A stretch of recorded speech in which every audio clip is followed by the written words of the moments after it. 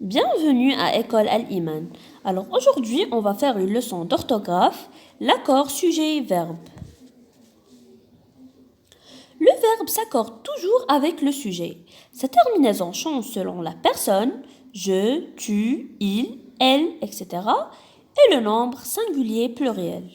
Exemple, il bandit. Alors ici on a le sujet, c'est il, et le verbe bandit.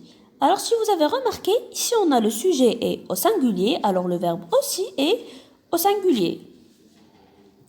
Les grêlons bondissent. Alors ici on a le sujet, c'est les grêlons. Puisque le sujet est au pluriel, alors le verbe aussi est au pluriel.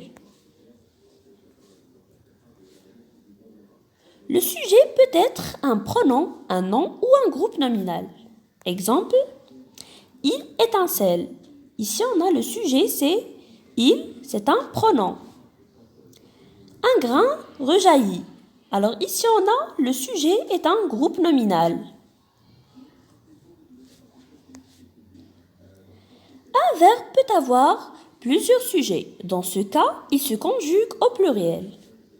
Exemple, le sol et la pluie étincellent. Alors ici, on a le sujet, c'est le sol et la pluie. Alors ici, on a deux sujets singuliers. Alors, le verbe va se conjuguer au pluriel. Le sujet est le plus souvent placé juste devant le verbe. Exemple, les légers grêlons de la grêle bondissent. Alors ici, on a le sujet est placé juste devant le verbe bondissent. Un sujet peut être placé après le verbe quand on pose une question. Exemple, viens-tu au cinéma? Alors ici on a le sujet, c'est tu. Alors si vous avez remarqué, ici on a le sujet est placé après le verbe parce qu'on pose une question. Le sujet peut être éloigné du verbe.